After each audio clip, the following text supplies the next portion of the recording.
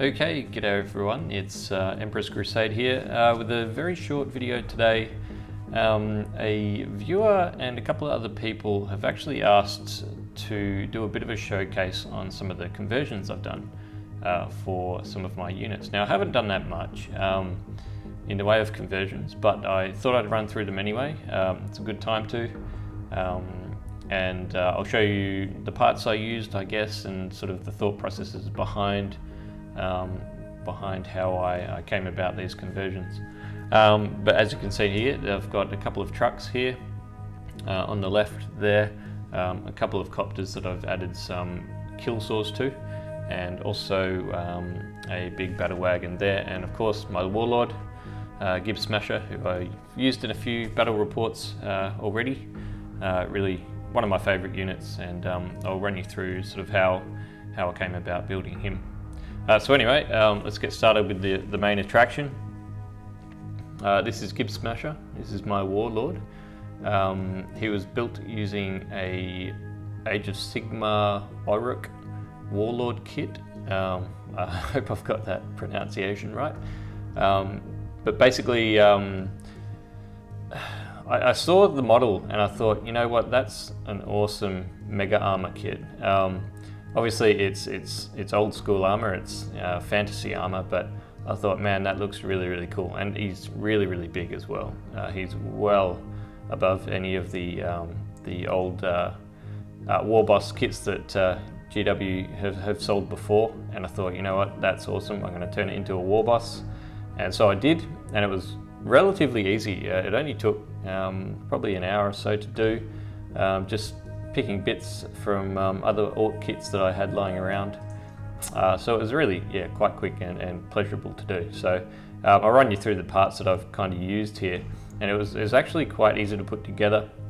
The plastic Warlord kit is pretty simple. It's quite a good kit to put together, and it sort of lends itself to a bit of modification. So I basically cut him off at the wrists, as you can see, and I've added the claw here and a twin link shooter on this side here. Now these two parts are from the Mega Knobs kit, the plastic kit, and I also took an extra claw in between there, so he's got 3 on the top there. I took that, I think, from a killer can. Could have been also from another claw, I can't exactly remember, but it fit perfectly in between those two, and it made it look much bigger and much more menacing. So I added that on there as well. This just glued straight on. It's just a twin link shooter from the kit. Just cut the end off, and it went straight on his wrist. I don't use green stuff that often, really. It's not something I get into. I find it's easier and quicker for me to just sort of mold the plastic bits and modify the plastic bits to fit each other well, instead of fiddling around with green stuff and waiting for it to dry and molding it, and you know, it just takes too long. So I go for the easy approach, and it actually looks quite cool. So if you can see in there, the original kit has little arm bands. They're almost like leather straps around his wrists, and it actually looks like he's wearing gloves. Hopefully you can see under there. So he's got these two armaments there, and he's actually put them on as gloves, so to speak. So it actually looks kind of cool. In addition to that, I added a few little extra bits. Obviously the necklace here has got a few nuts and teeth on there. Now obviously it's a mega armor kit, or it's meant to be mega armor, so it's got to be powered in some way. So I took parts from the Mega Knobs kit. You can see these power cables here. I just modified them from the kit, and cut them up a bit and got them on there. Sort of, they don't really glue into anywhere specific, just up into a recess up under his arm there. The engine actually just glued straight on the back. I didn't need to modify that at all. It just sort of sat under these armor panels. So it was really quite good. So yeah, pretty much all of this kit is from the Mega Armor kit. And I don't think I stole anything else from many other kits at all.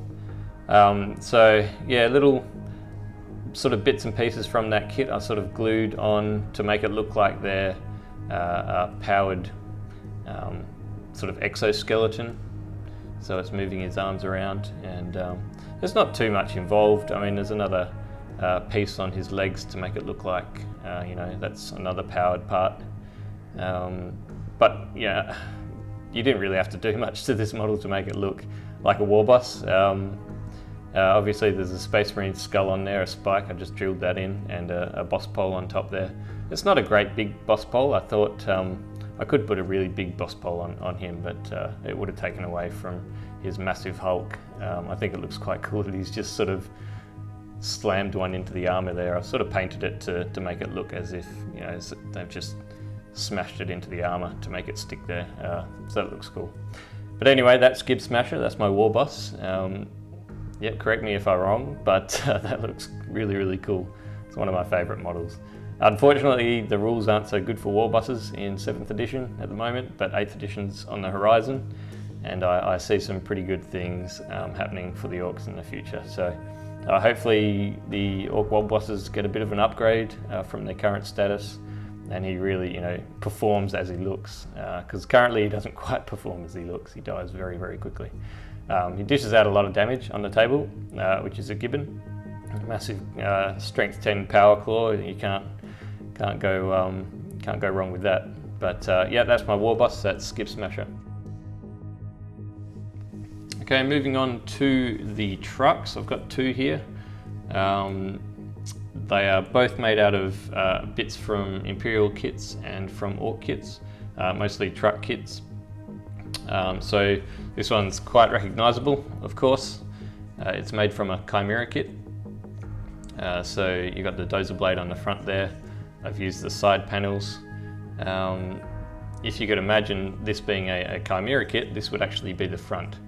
But I've actually made it the back. I've strapped or glued a fuel tank to the back there. The turret that came with it, I've glued in place, and that houses the guy on the big shooter, who just sits in there and rotates around like that. So I'll take him off just to show you what's going on. I've added, you know, bits of armor, just bits of kit from the trucks kit, from various other kits as well. Obviously these are from the truck kit, and I got them in there quite easily. The width of them is perfect to just put a couple of the joins that they actually would join to on the truck kit.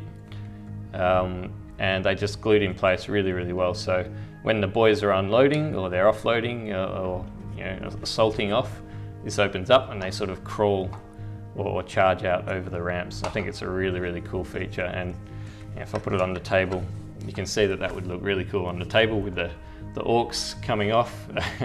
And when it's driving around, it just closes like that.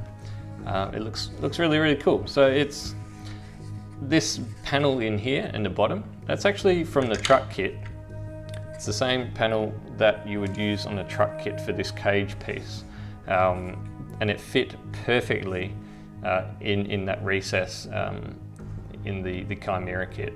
And then I've just put a couple of panels from various kits on the side there to sort of fill up the emptiness of it. Yeah, a couple of little bits from engine parts and fuel tanks and Bob's your uncle that was together in a very, very short amount of time, and very easy to paint. If you want to know how to paint these vehicles, I've already got a orc painting tutorial for vehicles and for orc knobs and boys as well on the channel, so check them out, and you can see how I've painted these up. But that's the first truck that I did, so quite cool. And also we've got another truck here, self-explanatory again. It's a Space Marine Rhino that's been converted. So yep, obviously immediately noticeable is the front part is actually from the truck. So clearly there's no engine at the front, but basically what it shows is they couldn't really get through to the armor, or they didn't have enough time to get in and sort of modify the interior of the truck, the tank. So they decided, you know, screw it, we're just going to bolt ourselves onto the front, and we'll control it from outside. And I think it looks really, really cool. It's sort of testament to the Ork style, you know. So spare tire on top for God knows what, because there's no tires on here. I just thought it looked really cool. And the cage from the truck kit, so that went straight on top. I used a couple of pins to pin it in place. Obviously armor parts and, you know, pipes and various things. I did something pretty fun on this side. This was a lot of fun to do. It's actually a Gretchen. Hopefully you can see that there. There's a break in the door. Maybe this is how the tank was destroyed. The door was blown off, or a round penetrated the armor there and blew the door off. But anyway, he's using that as a sort of a transport there. He's just hanging out and waiting to get into battle, I guess, or maybe he's the engine specialist or something like that. Pretty cool, but that was a lot of fun to do. He's just holding onto a piece of wire that I pinned in there. So yeah, that's a really fun mod, this one, and probably one of my favourite mods. It just looks really, really cool on the table. So that's my second truck. Again, a really, really quick piece to build. I just literally just glued the bits together and a couple of pin bits here and there, and it was all said and done, you know. It was, yeah, quite a joy to do that one. Okay, now these ones I did a while ago, but I only painted recently. These are the Copters. And I never really understood the rules or why you would ever take Copters in a 7th edition force. There was no real incentive to do that. They're quite expensive, and yes, they've got a twin-linked rocket launcher, and that's really cool, but you're still, on average, you're not going to hit anyway. So I thought, you know what, if they're going to be a throwaway unit, why not pay the points and give them the old power fist upgrade, which is, I think it's called kill swords. I think that's what it's called, something along those lines. But I had a couple of spare killer cans from a previous project, and I thought, you know what, I can just chuck the arms on there, and I honestly think they are really, really cool. I mean, look how cool that looks. You can imagine that flying across the battlefield full speed and ramming into the nearest vehicle or monstrous creature, and, you know, dealing out some serious damage. Really, really cool model. Unfortunately, once they've finished charging, they're only going to be strength 6 on the charge, or strength 7, I think it is. Yeah, so not entirely overwhelming on the battlefield, but still scary, I guess, and nonetheless pretty fun upgrade for them as well. So the other one here, it's just another killer can saw. I think it's really cool. You could imagine this sort of skimming across the battlefield, just cutting heads off and cutting limbs from limb. It's seriously a really cool Orky thing to do. So that's the other conversion I've done, and that was another simple one. That was just cutting the arm to meet the angle I need, and then pinning it in place with a little rod of metal. So yeah, another really, really quick conversion, and I've got one more that I almost finished painting, and I'll probably field them once 8th edition hits, and hopefully they've got some good rules at the time. So there you go, let's have a look at them.